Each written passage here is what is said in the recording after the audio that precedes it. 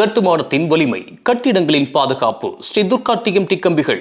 விஸ்வரூப தரிசனம் எந்த கடவுள் ரூபத்துக்காக செய்யப்படுது, அதோட மைய நோக்கம் என்னன்னு சொல்லுங்க. விஸ்வரூப தரிசனம்ன்றது கண்டிப்பா இருக்கு. ஏன் அப்படின்னா என்கிட்ட ஒரு 14 வருடத்துக்கு முன்னாடி ஒருத்தவங்க ஜோதிடம் பார்த்தாங்க. 14 வருடத்துக்கு முன்னாடி. அப்போ அவங்களுக்கு செவ்வாய்க்கிழமை தரிசனம் பண்ணும்போது நம்ம வாழ்க்கையில நல்ல நல்ல மாற்றங்கள் கிடைக்கும். நிறைய விஷயத்துல தேங்கி இருக்கும். நம்ம உடல் நிலையாகட்டும், எல்லா பிரச்சனைக்குமே இது ஒரு தீர்வு தான். ஆனா இதுல முக்கியமா என்னன்னு பாத்தீங்கன்னா, தரிசனத்துக்கும் அவ்வளோ ஒரு மகத்துவம் இருக்கு. அதை உணர்றவங்களுக்கு மட்டும்தான் தெரியும். நான்லாம் சனிக்கிழமையில பார்க்கும்போது சகல கிரக தோஷம் நீங்கும் சொன்னேன். ஆனா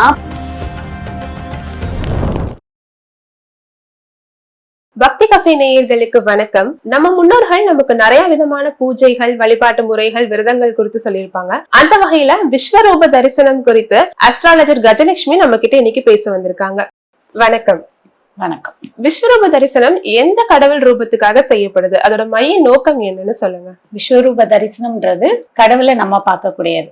இப்போ மோஸ்டாவே கடவுளை நம்ம என்ன பண்ணுவோம், தரிசனம் பண்றதுக்காக போவோம் கோவிலுக்கு, ஓகேங்களா. ஆனா விஸ்வரூப தரிசனம் எப்படின்னு பாத்தீங்கன்னா, கடவுள் நம்மளை பாக்குறதாக ஐதீகம் சொல்லுது. அதுக்கு காரணம் என்னன்னு பாத்தீங்க அப்படின்னா, விஸ்வரூப தரிசனம்னா முதல்ல என்ன நம்ம தெரிஞ்சுக்கணும். காலையில கோவில் நட திறக்கிறாங்க பாத்தீங்களா, திருமஞ்சனத்துக்கு முன்னாடி நமக்கு கொடுக்கக்கூடிய தரிசனத்துக்கு பேரு தான் விஸ்வரூப தரிசனம். அது முந்தின நாளே கடவுளுக்கு அபிஷேகம், பூஜை, ஆராதனை எல்லாம் பண்ணி முடிச்சிட்டு, சில கோயில பள்ளியற பூஜை எல்லாம் முடிச்சிட்டு அந்த கோவில் நட சாத்திடுறாங்க பாத்தீங்களா. மறுநாள் ஓபன் பண்ணி கடவுளுக்கு முன்னாடி அபிஷேகம் பண்றதுக்கு முன்னாடி, பூஜை பண்றதுக்கு முன்னாடி, ஆராதனை பண்றதுக்கு முன்னாடி, அலங்காரம் பண்றதுக்கு முன்னாடி, திருமஞ்சனம் பண்றதுக்கு முன்னாடி நமக்கு கடவுள் நமக்கு கொடுக்கக்கூடிய தரிசனத்துக்கு பேரு தான் விஸ்வரூப தரிசனம். அது அவ்வளவு மோஸ்ட் பவர்ஃபுல் தரிசனம். அது என்ன அப்படின்னா, ஒரு பயங்கர ஃபுல் சக்தியோட இருக்கக்கூடிய ஒரு தரிசனம். நம்ம ஜென்ரலா கோயிலுக்கு நம்ம யாரை பார்க்க போவோம்? கடவுளை பார்க்க போவோம்.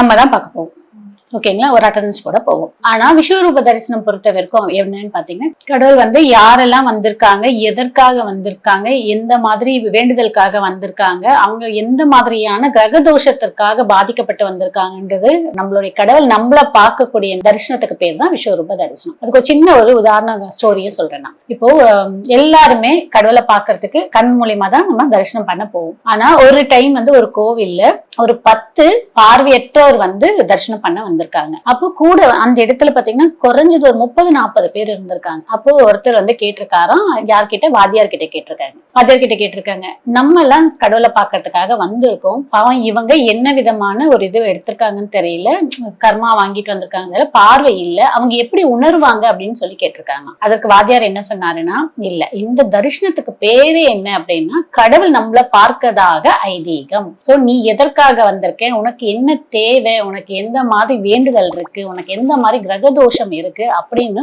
உணர்ந்து அதை சரி பண்ணக்கூடிய தரிசனம் தான் விஸ்வரூப தரிசனம். அதுக்கு அப்போ நம்ம எப்பயுமே கோயிலுக்கு போகும்போது கடவுளை பார்க்க போவோம். இந்த தரிசனத்துல மட்டும்தான் கடவுள் நம்ம பார்ப்பார். அதனாலதான் அதுக்கு விஸ்வரூப தரிசனம். விஸ்வம்னாலே பெரிய ஒரு பிரம்மாண்டத்தை கொடுக்கக்கூடியது. நீங்க அன்றைய தினம் போய் கடவுள் கிட்ட என்னெல்லாம் வேண்டுதல் வைக்கிறீங்க, என்னெல்லாம் கேட்கறீங்க, மோஸ்டா நம்ம கேட்கவே வேண்டாம், அதெல்லாம் அவருக்கு புரியும். இன்கேஸ் உங்களுக்கு ஏதாவது வேணும்னா ஒரே ஒரு வேண்டுதல் மட்டும் வைங்க, அது கண்டிப்பாக கடவுள் நிறைவேற்றி கொடுக்கும். அதே மாதிரி நீங்க கேட்டிருந்தீங்க எந்தெந்த கடவுளுக்குன்னு கேட்டிருந்தீங்க. மோஸ்டா முருகருக்கு பண்ணுவாங்க. திருச்செந்தூர்ல முருகருக்கு விஸ்வரூப தரிசனம் இருக்கு, காலையில இருக்கு. அதுக்கப்புறம் பெருமாளுக்கு ஸ்ரீரங்கத்துல இருக்கு. அதற்கப்புறம் இங்க நமக்கு சென்னையில இருக்கக்கூடிய பார்த்தசாரதி கோயிலுமே விஸ்வரூப தரிசனம் இருக்கு. கிரகங்களோட பாதிப்பு அப்படின்றது நிறையவே இருக்கும்.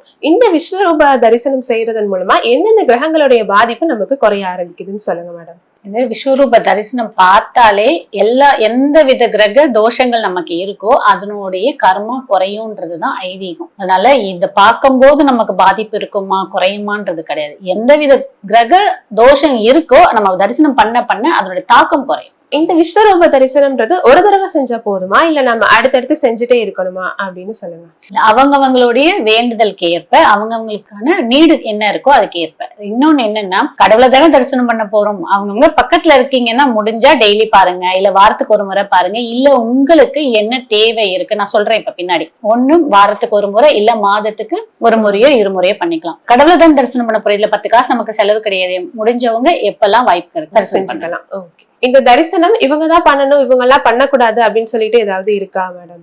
இல்ல அப்படி எல்லாம் கிடையாது. அதான் சொன்னேன், ஒரு ஸ்டோரியோட தானே சொன்னேன். கண் பார்வையற்றவரே வந்து தரிசனம் பண்றாங்க, அவங்களுக்கே கடவுளோடைய உணர்வு கிடைக்குதுன்னும் போது இதுக்கு அதுக்கெல்லாம் கிடையாது, யார் வேணாலும் தரிசனம் பண்ணலாம். நம்ம இந்த விஸ்வரூப தரிசனம் செய்யறதன் மூலமா நம்ம வாழ்க்கையில ஒரு புதிய தொடக்கம், ஒரு புதிய அத்தியாயம் உருவாகும் அப்படின்னு சொல்லிட்டு சொல்றாங்க. அது எந்த அளவுக்கு உண்மை அப்படின்னு சொல்லுங்க மேம். கண்டிப்பா இருக்கு. ஏன் அப்படின்னா என்கிட்ட ஒரு 14 வருடத்துக்கு முன்னாடி ஒருத்தவங்க ஜோதிடம் பார்த்தாங்க. 14 வருடத்துக்கு முன்னாடி. அப்போ அவங்களுக்கு திருமணம் ஆகி 12-13 வருடம் ஆயிடுச்சு, குழந்தை பேர் கிடையாது. இப்போ அவங்களும் நிறைய டாக்டர்ஸ் பார்த்துட்டாங்க, நிறைய விரதம் வந்துட்டாங்க, நிறைய சொல்ல முடியாத கஷ்டங்களை அனுபவிச்சுட்டாங்க. பட் அவங்க ஜாதகத்தை பார்க்கும் போது அப்ப நடந்த தசாபுத்தி காலம் அவங்களுக்கு சாதகமாக இல்ல, பின்வரக்கூடிய காலம் சாதகமா இருக்கு. இருந்தாலும் அதற்கு ஒரு நமக்கு அதிர்ஷ்டம் வேணும்ல, அந்த அதிர்ஷ்டத்தையும் அவங்களுக்கு இருக்கக்கூடிய புத்திர தோஷத்தையும் போக்கணும்ன்றதுக்காக அவங்க என்னோட கிளைண்ட் சென்னை. நீங்க போய் இந்த பார்த்தசாரதி கோயில்ல இருக்கக்கூடிய விஸ்வரூப தரிசனத்தை கண்டிப்பாக பாருங்க. ஏன் அப்படின்னா உங்களுக்கு 5ஆம் இடத்துல சனி பகவான்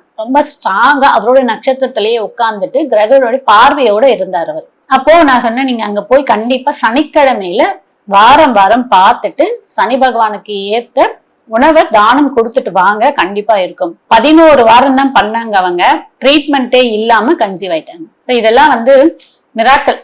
அந்த தரிசனத்துக்கும் அவ்வளோ ஒரு மகத்துவம் இருக்கு, அதை உணர்றவங்களுக்கு மட்டும்தான் தெரியும். நான்லாம் வந்து கடந்த ஒரு 17 வருடமா போயிட்டு இருக்கேன் அந்த கோவிலுக்கு, விஸ்வரூப தரிசனத்துக்காக போயிட்டு இருக்கேன். அதுலயும் இப்ப ரீசெண்ட் டேஸ்ல வாரத்துக்கு ஒரு முறை, மந்த்லி ஒன்ஸ் தான் போறேன். அப்பெல்லாம் வாரத்துல 4 நாள் 5 நாள் போனேன். அதனால அதனுடைய பலன் இன்னைக்கு நான் வந்து இந்த இடத்துல எல்லாம் உட்கார்ந்து இருக்கேன் அப்படின்னா அதோட மிராக்கல் தான். பொதுவா இந்த விஸ்வரூப தரிசனம் இந்த நாள்ல தான் பார்க்கணும், இந்த நாள்ல பார்க்க கூடாது அப்படின்னு சொல்லிட்டு ஏதாவது குறிப்பா இருக்குதா?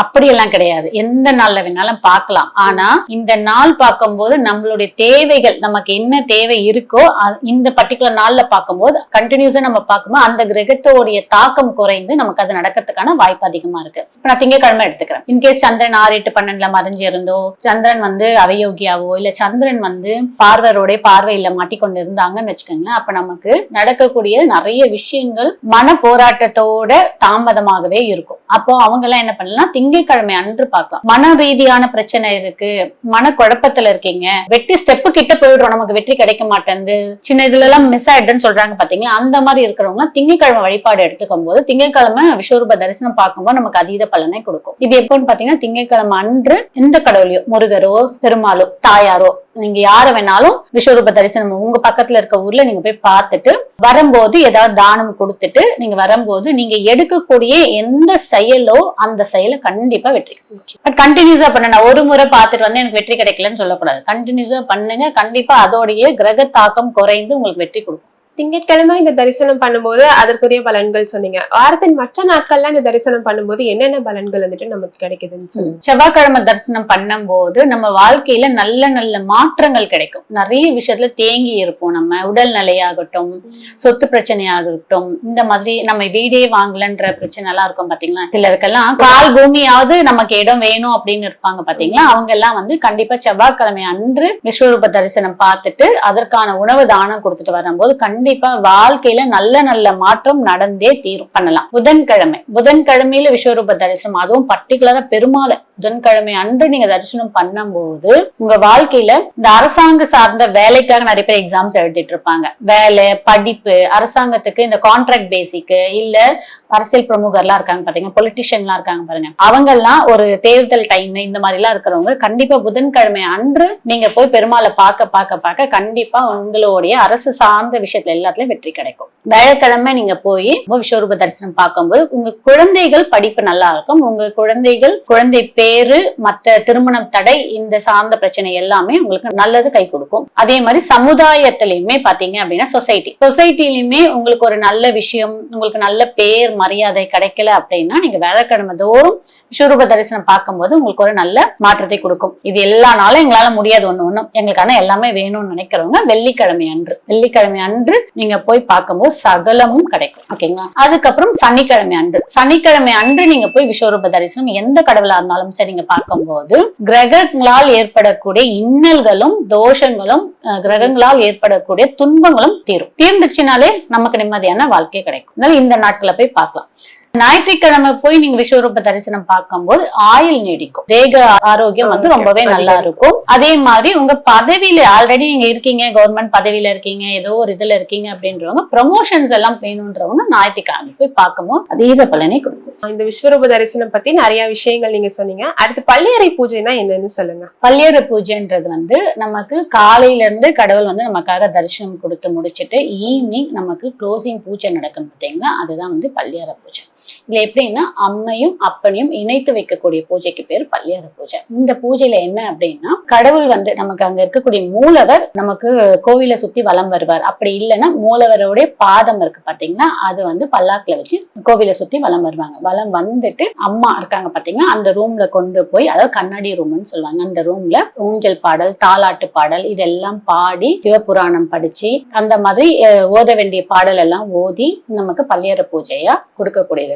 இந்த விஸ்வரூப பூஜையும் விஸ்வரூப தரிசனமும் பள்ளியறை பூஜையும் நம்ம பார்க்கும்போது மேற்கொண்டு நான் சொன்னேன் பாத்தீங்களா, இந்த நாட்கள்ல இந்த விஸ்வரூப தரிசனம் பார்க்கலாம். அதே மாதிரிதான் பள்ளியறை பூஜைக்கும் நான் சொல்லக்கூடிய இந்த நாட்கள்ல நீங்க பார்க்கும்போது உங்களுடைய வேண்டுதல் என்னவோ கண்டிப்பாக அது நடக்கும். அதுல மாற்றமே கிடையாது. அதுலயும் பர்டிகுலரா இந்த பள்ளியறை பூஜை என்ன அப்படின்னா, திருமணத்துல இடையூறு இருக்கு, திருமணம் ஆகல, குழந்தை பேர் இல்ல, இந்த 3 விஷயத்துக்கு பள்ளியறை பூஜை கண்டிப்பாக உதவும். 2வது 35 வயது கடந்தும் எங்களுக்கு இன்னும் திருமணம் ஆகலன்றவங்க கண்டிப்பாக அவங்கவங்க ஊர்ல இருக்கக்கூடிய கோவில்ல பள்ளியறை பூஜை நடக்கும். அங்க போய் நீங்க கேட்டு இந்த பள்ளியறை பூஜையில கலந்துட்டு அந்த பள்ளியறை பூஜைக்கு உங்களால் முடிந்த பால் நாட்டு சக்கரை ஏலக்காய் போட்டு காய்ச்சி கொண்டு போய் கடவுளுக்கு பிரசாதமாக படைச்சிட்டு அதை வர்றவங்களுக்கு விநியோகம் பண்ணும்போது 100% 200% கண்டிப்பாக திருமணம் நடக்கும், குழந்தை பாக்கியம் கிடைக்கும். இதுதான் பள்ளியறை பூஜையோட முக்கியமான மகிமை. இதுல இந்த பாதம் வந்து பல்லாக்குல வச்சுட்டு